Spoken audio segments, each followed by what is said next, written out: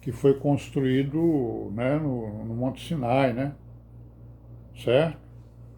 Então é aquele tabernáculo ali que está ali em Siló, né? Não é isso? E que estava, né, em Siló. E que Davi transportou para o Monte de Sião. Aliás, para o Monte Moriá, né? Onde seria construído o templo. Então esse tabernáculo, ou ele está ali na porta de Siloé, né? Está não, estava, né? Esteve, né? Na porta que seria de Siloé, ou seja, na verdade é um riacho, né? Que tem ali no morro, que sai do morro, se não me engano, entre o Morro Sião e o Monte Moriá. Então o tabernáculo ele foi colocado ali também. Então o que é importante aqui é que o templo não tinha sido construído ainda. Quem vai construir o templo é Salomão, apesar de que Davi pediu para construir. Então o Davi ele está o quê? Implantando o reino sacerdotal, né? Ou seja, está vendo aí, ó, os levitas, ele distribuiu os grupos, né? E tal, e cada um com a sua função, certo? Aí no capítulo 24, o que ele vai fazer? Ele vai dividir os sacerdotes em 24 turnos, né? Aí nós vemos aí no capítulo 24, no versículo 1, quanto aos filhos de Arão, né? Essas foram as suas divisões, ó. Os filhos de Arão foram Nadab, Abiú, Eleazar e Itamar, né? Morreram Nadab e Abiú antes de seu pai, não tiveram filhos. E Eleazar e Itamar administravam o sacerdócio. Então tá aí, né? E o que Davi fez? No versículo 3 ele diz o quê? 24, 3. E Davi os repartiu, ó, como também a Zadok, filho de Eleazar, e Aimeleque, dos filhos de Itamar, segundo o seu ofício no seu ministério. Certo? Achou-se que eram muitos os filhos de Eleazar entre os chefes de família do que os filhos de Itamar, né?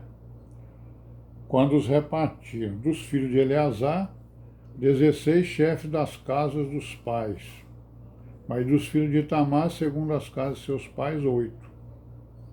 Então foram repartidos lá, né, em grupos, formados grupos de sacerdotes. No capítulo 25, né, nós não vamos entrar nos detalhes aí, né, das turmas, mas, por exemplo, aqui ó, no versículo 7 do capítulo 24, saiu a primeira sorte, né, a Geoiaribe. Olha o nome difícil, hein? Então a primeira turma, a primeira sorte, saiu a Geoiaribe. E a segunda para Geraías. E assim foi as turmas, né? A terceira, a Arim, a quarta, a Seorim. Bom, aí aqui no capítulo 25 nós vamos ver que ele determinou as funções dos cantores em seus turnos, né? Então o que está escrito aqui, ó, 25:1. Davi, juntamente com os capitães do exército, separou para o ministério os filhos de Asaf, presta atenção, e de Remã e de Gedutum, né?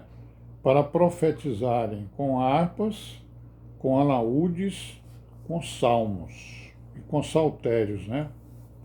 E este foi o número dos homens aptos para a obra de seu ministério. Então ele separou aí, né, um ministério específico para os cânticos, né, para os salmos, para os louvores, né? Que é o que nós vamos ver, né, com mais ou menos algum detalhe acerca do quando a gente chegar nos Salmos, né? Então ele diz aqui, ó, dos filhos de Asaf, né? Zacur e José e Netanias e Assarela, filho de Asaf.